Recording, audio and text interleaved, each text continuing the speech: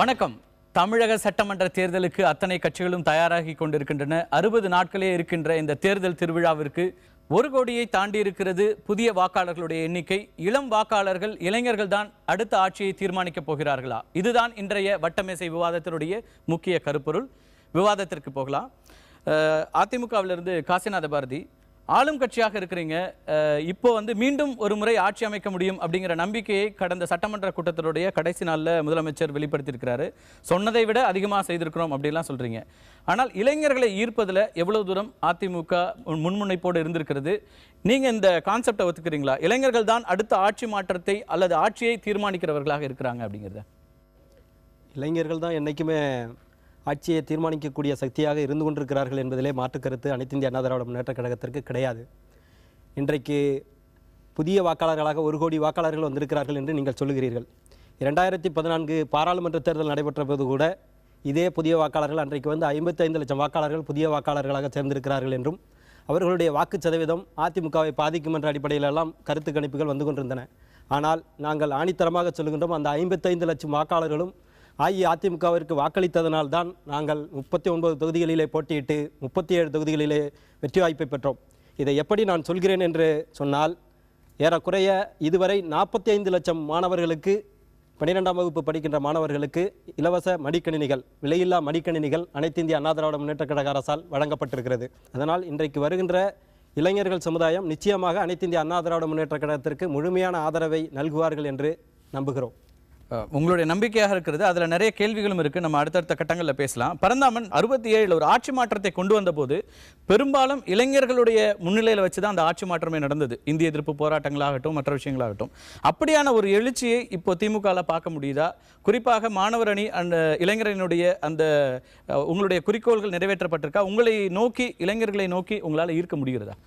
நீங்கள் தொடக்கத்திலே சொன்ன மாதிரி 1967 ஏற்பட்ட அந்த இந்திய எதிர்ப்பு போராட்டம் ஒரு பெரிய ஆட்சி மாற்றத்துக்கான காரணம் அன்றைக்கு இளைஞர்கள், மாணவர்கள்.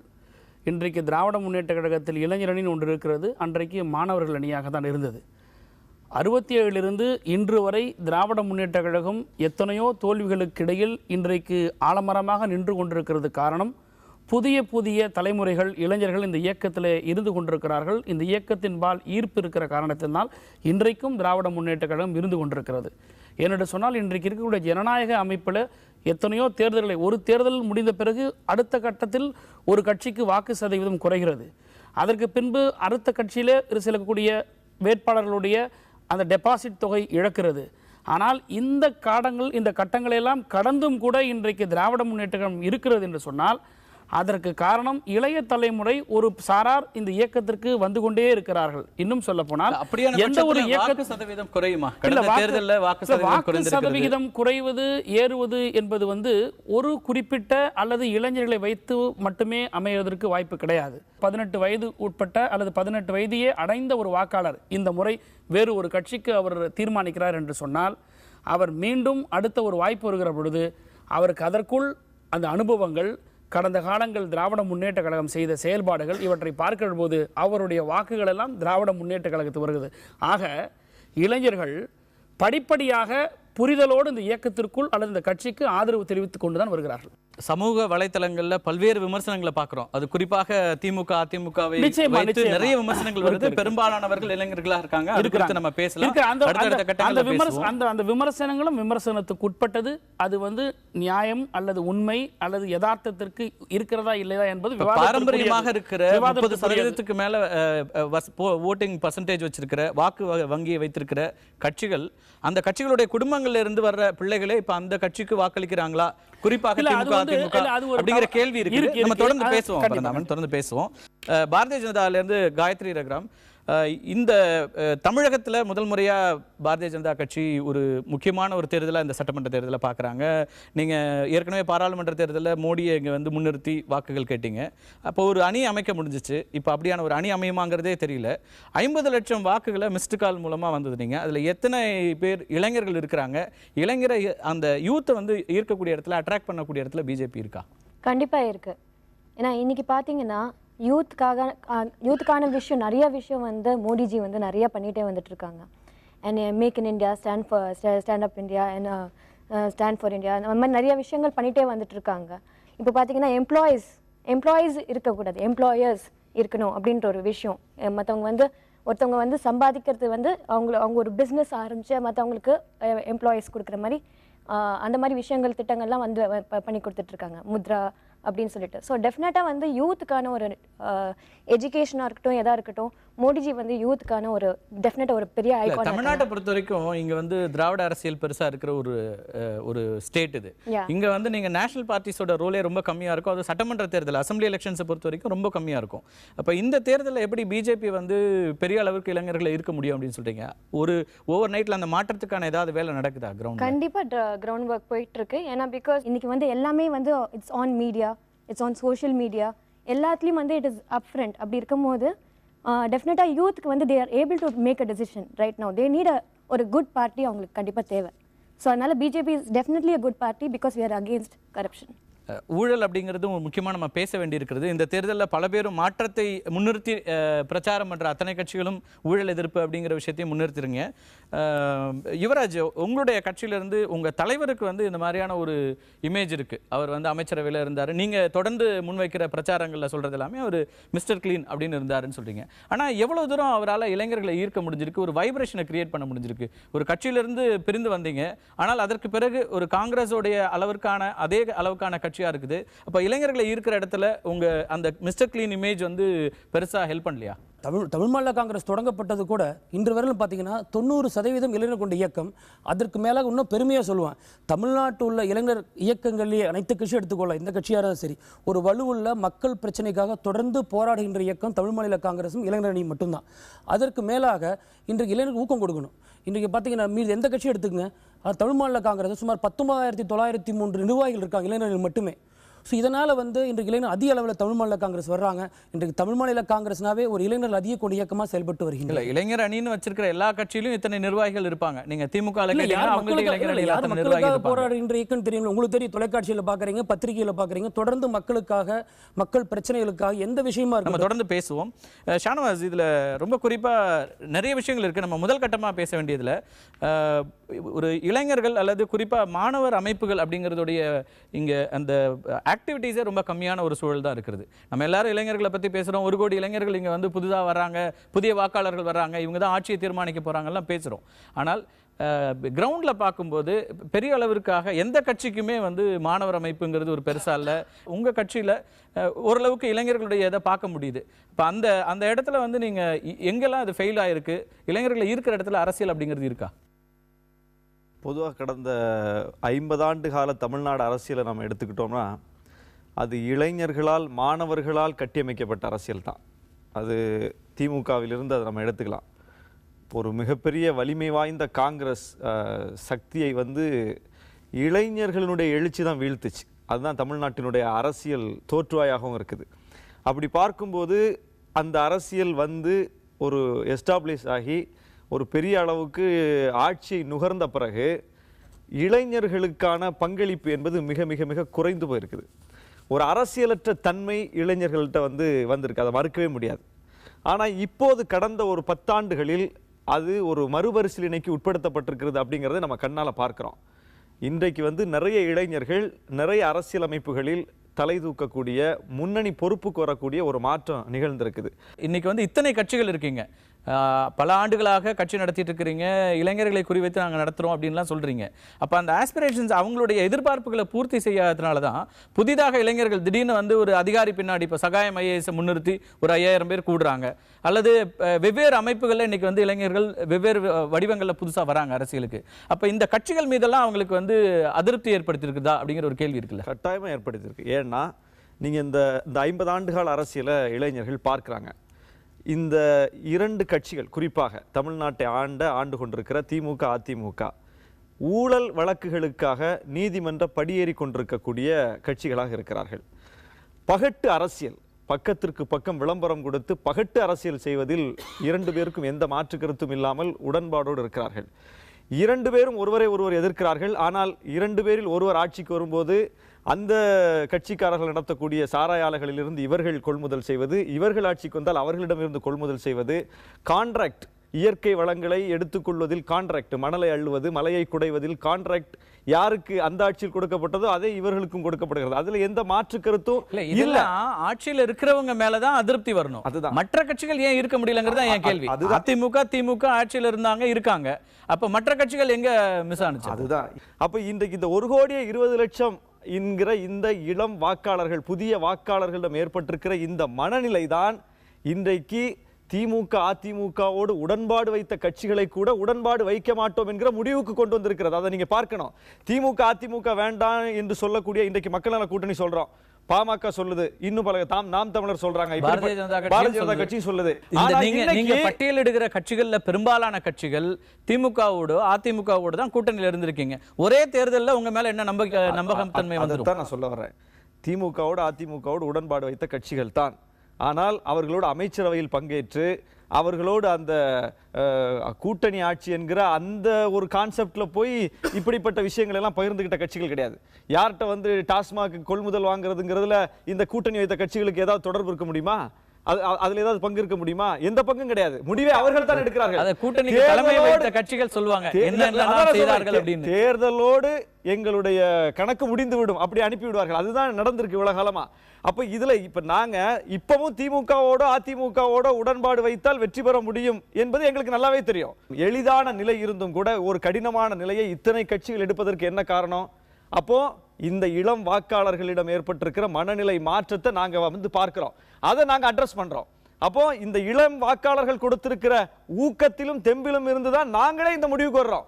அப்ப எங்களுடைய இந்த கட்சிகளை இந்த முடிவுக்கு தள்ளி இருப்பதே இந்த இளம் வாக்காளர்கள் தான். தொடர்ந்து பேசலாம். இளம் வாக்காளர்கள் மத்தியில் ஒரு மனநிலை மாற்றம் வந்திருக்குன்னு நம்பிக்கை தெரிவித்திருக்கிறாரு ஷானவாஸ். ஆனால் அப்படியான நம்பிக்கை என்பது வாக்குகளாக மாறுமா? எத்தனை இளைஞர்கள் வாக்குச்சாவடிகளுக்கு வருகிறார்கள் அப்படிங்கிற கேள்வியும் இருக்கிறது. தொடர்ந்து பேசுவோம்.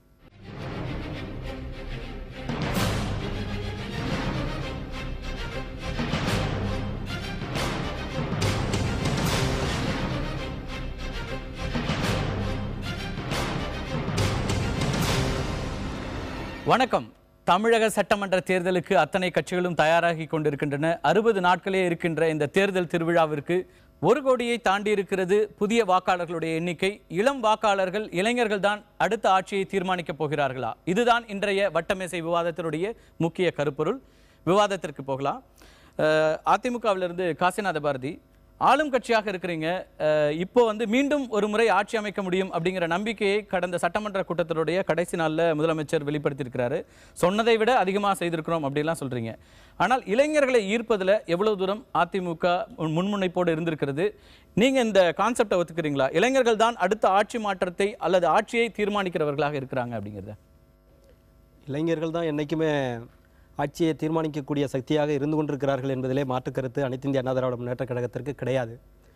இன்றைக்கு புதிய வாக்காளர்களாக 1 கோடி வாக்காளர்கள் வந்திருக்கிறார்கள் என்று நீங்கள் சொல்லுகிறீர்கள். 2014 பாராளுமன்ற தேர்தல் நடைபெற்ற போது கூட இதே புதிய வாக்காளர்கள் அன்றைக்கு வந்து 55 லட்சம் வாக்காளர்கள் புதிய வாக்காளர்களாக சேர்ந்திருக்கிறார்கள் என்றும் அவர்களுடைய வாக்கு சதவீதம் அதிமுகவை பாதிக்கும் என்ற அடிப்படையிலெல்லாம் கருத்து கணிப்புகள் வந்து கொண்டிருந்தன. ஆனால் நாங்கள் ஆணித்தரமாக சொல்லுகின்றோம், அந்த 55 லட்சம் வாக்காளர்களும் அஇஅதிமுகவிற்கு வாக்களித்ததனால் தான் நாங்கள் 39 தொகுதிகளிலே போட்டியிட்டு 37 தொகுதிகளிலே வெற்றி வாய்ப்பை பெற்றோம். இதை எப்படி நான் சொல்கிறேன் என்று சொன்னால், ஏறக்குறைய இதுவரை 45 லட்சம் மாணவர்களுக்கு 12ஆம் வகுப்பு படிக்கின்ற மாணவர்களுக்கு இலவச மடிக்கணினிகள், விலையில்லா மடிக்கணினிகள் அனைத்து இந்திய அண்ணா திராவிட முன்னேற்றக் கழக அரசால் வழங்கப்பட்டிருக்கிறது. அதனால் இன்றைக்கு வருகின்ற இளைஞர்கள் சமுதாயம் நிச்சயமாக அனைத்து இந்திய அண்ணா திராவிட முன்னேற்றக் கழகத்திற்கு முழுமையான ஆதரவை நல்குவார்கள் என்று நம்புகிறோம். உங்களுடைய நம்பிக்கையாக இருக்கிறது. அதில் நிறைய கேள்விகளும் இருக்குது, நம்ம அடுத்தடுத்த கட்டங்களில் பேசலாம். பரந்தாமன் 67 ஒரு ஆட்சி மாற்றத்தை கொண்டு வந்தபோது பெரும்பாலும் இளைஞர்களுடைய முன்னிலையில் வச்சு தான் அந்த ஆட்சி மாற்றமே நடந்தது. இந்திய எதிர்ப்பு போராட்டங்களாகட்டும் மற்ற விஷயங்களாகட்டும். அப்படியான ஒரு எழுச்சியை இப்போ திமுகவில் பார்க்க முடியுதா? குறிப்பாக மாணவர் அணி அந்த இளைஞரனுடைய அந்த உங்களுடைய குறிக்கோள்கள் நிறைவேற்றப்பட்டிருக்கா? உங்களை நோக்கி, இளைஞர்களை நோக்கி உங்களால் ஈர்க்க முடிகிறதா? நிச்சயமா. நீங்கள் தொடக்கத்திலே சொன்ன மாதிரி 1967 ஏற்பட்ட அந்த இந்திய எதிர்ப்பு போராட்டம் ஒரு பெரிய ஆட்சி மாற்றத்துக்கான காரணம் அன்றைக்கு இளைஞர்கள், மாணவர்கள். இன்றைக்கு திராவிட முன்னேற்ற கழகத்தில் இளைஞரணின்னு ஒன்று இருக்கிறது, அன்றைக்கு மாணவர்கள் அணியாக தான் இருந்தது. 67 இன்று வரை திராவிட முன்னேற்ற கழகம் எத்தனையோ தோல்விகளுக்கு இடையில் இன்றைக்கு ஆலமரமாக நின்று கொண்டிருக்கிறது. காரணம் புதிய புதிய தலைமுறைகள் இளைஞர்கள் இந்த இயக்கத்தில் இருந்து கொண்டிருக்கிறார்கள். இந்த இயக்கத்தின்பால் ஈர்ப்பு இருக்கிற காரணத்தினால் இன்றைக்கும் திராவிட முன்னேற்றக் கழகம் இருந்து கொண்டிருக்கிறது. ஏனென்று சொன்னால் இன்றைக்கு இருக்கக்கூடிய ஜனநாயக அமைப்பில் எத்தனையோ தேர்தல்களை ஒரு தேர்தல் முடிந்த பிறகு அடுத்த கட்டத்தில் ஒரு கட்சிக்கு வாக்கு சதவீதம் குறைகிறது. அதற்கு பின்பு அடுத்த கட்சியில் இருக்கக்கூடிய வேட்பாளர்களுடைய அந்த டெபாசிட் தொகை இழக்கிறது.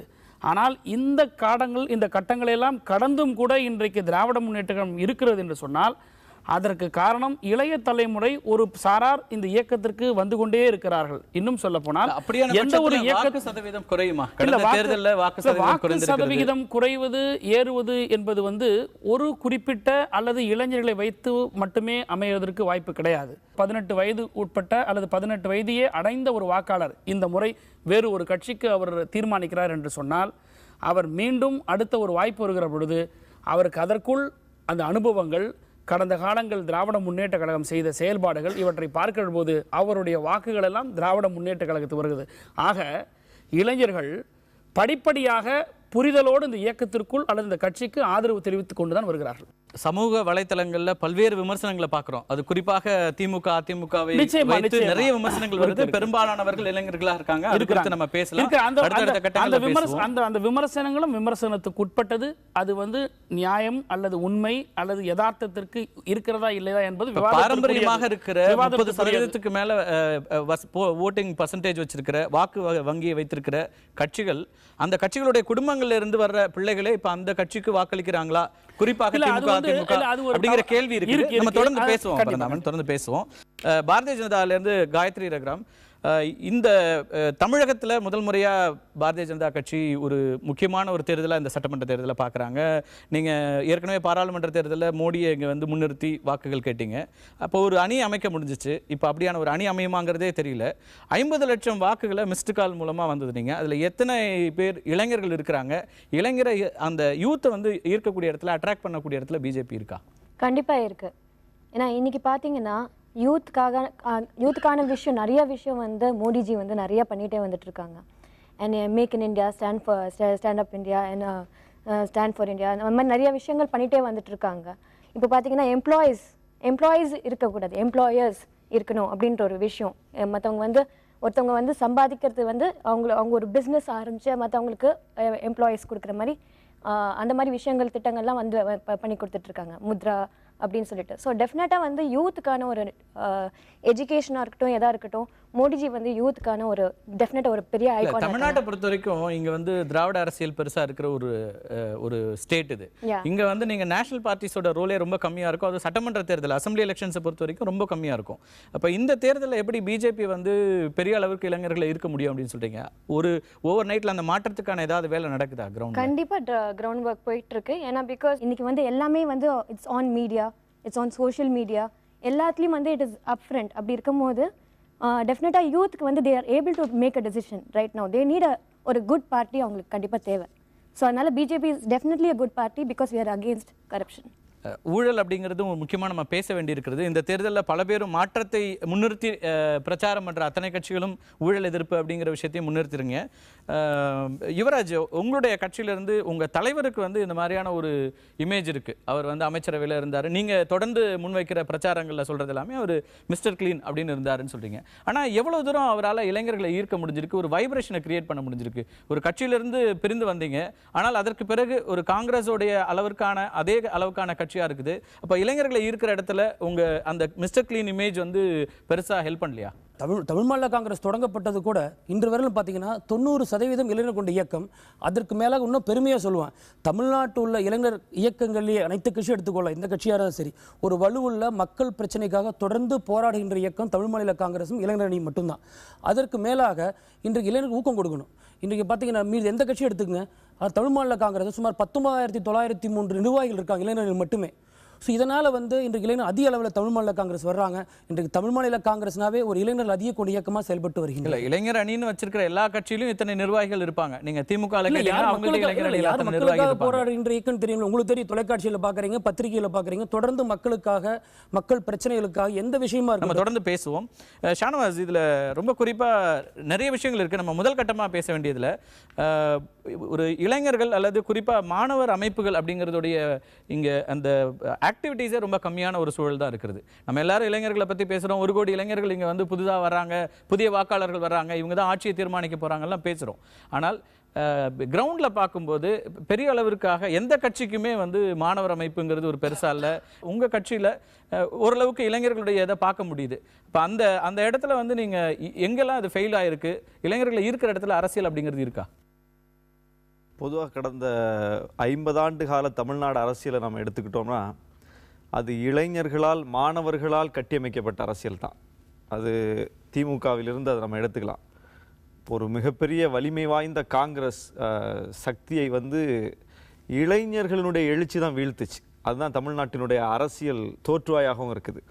அப்படி பார்க்கும்போது அந்த அரசியல் வந்து ஒரு எஸ்டாப்ளிஷ் ஆகி ஒரு பெரிய அளவுக்கு ஆட்சியை நுகர்ந்த பிறகு இளைஞர்களுக்கான பங்களிப்பு என்பது மிக மிக மிக குறைந்து போயிருக்குது. ஒரு அரசியலற்ற தன்மை இளைஞர்கள்ட்ட வந்திருக்கு, அதை மறுக்கவே முடியாது. ஆனால் இப்போது கடந்த ஒரு 10 ஆண்டுகளில் அது ஒரு மறுபரிசீலனைக்கு உட்படுத்தப்பட்டிருக்கிறது அப்படிங்கிறத நம்ம கண்ணால் பார்க்குறோம்.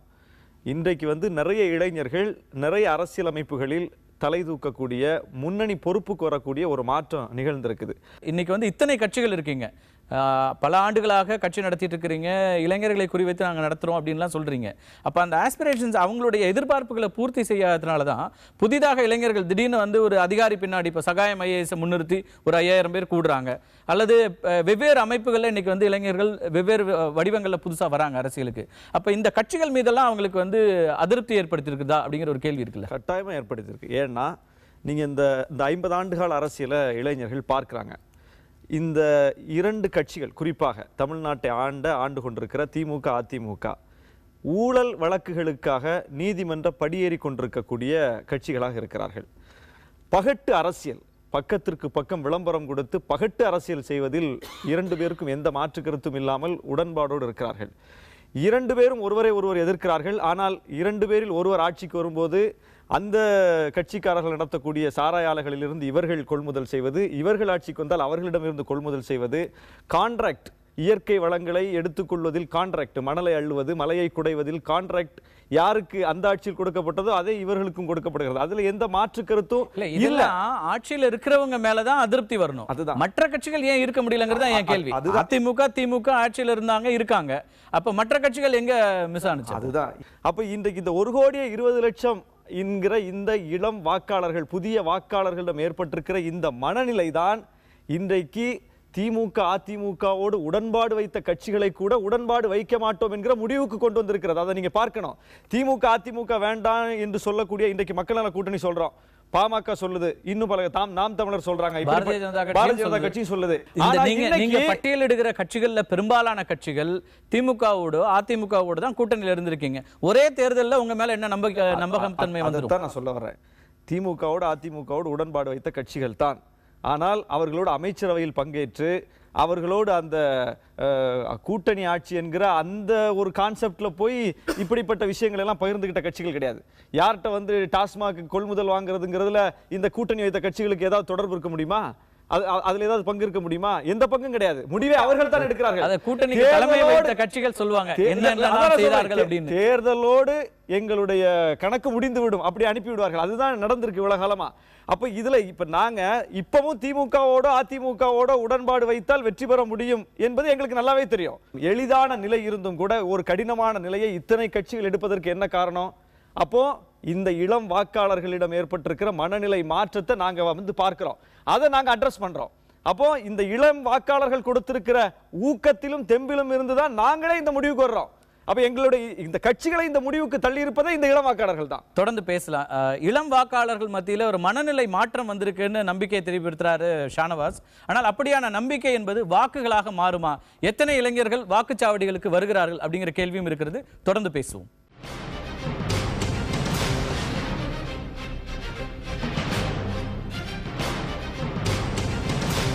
வட்டமேசை விவாதம் தொடர்கிறது.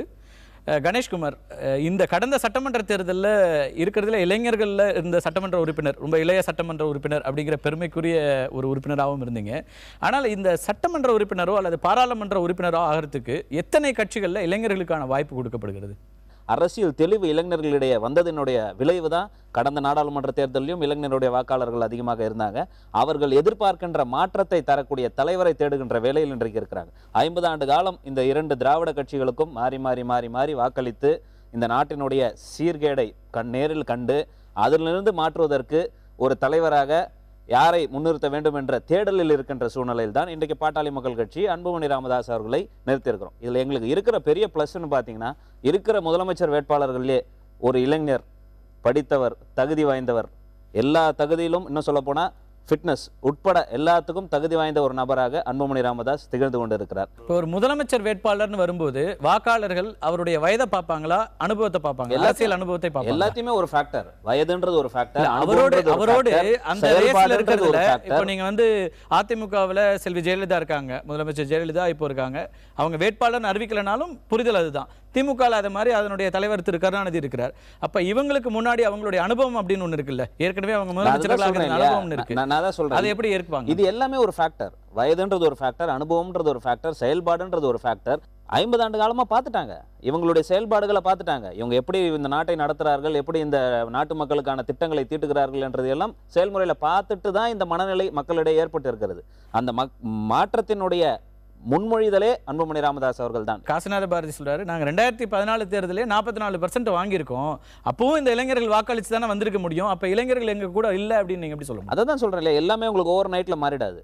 இத்தனை ஆண்டு காலமாக திமுக அதிமுக தயவில்லாமல் ஒரு நாடாளுமன்ற உறுப்பினர்கள் போறாருன்னு சொன்னா கடந்த நாடாளுமன்ற தேர்தல் தான் மாற்றத்திற்கான அறிகுறியா இல்லையா? அந்த மாற்றத்தினுடைய தொடர்ச்சி தான் இன்றைக்கு இந்த சூழ்நிலை ஏற்பட்டு இருக்கிறது. அந்த இளைஞருடைய ஆதரவு அன்புமணி ராமதாஸிற்கு நிச்சயமாக இருக்கும் என்பது. அவங்களுக்கு ஒரு பொறுப்பு கொடுக்கப்படுகிறதா கட்சியில அப்படிங்கிற கேள்விதான் நான் உங்கள்ட்ட முன் வச்சேன். நீங்களே கூட ஒரு சிம்பாலிக் ரெப்ரசன்டேஷன் தான். அங்க எத்தனை இளைஞர்கள் இருந்தாங்க கடந்த சட்டமன்ற தேர்தலுடைய ஆவரேஜ் ஏஜ் பாத்தீங்கன்னா என்ன இருக்கும்? இல்ல நீங்க மாறும். இதே பாத்தீங்கன்னா 96 2001 பீரியட்ல 25 வயதிலிருந்து 35 வயதுக்குள்ள இருந்த சட்டமன்ற உறுப்பினர் எண்ணிக்கை 27 இருந்துச்சு.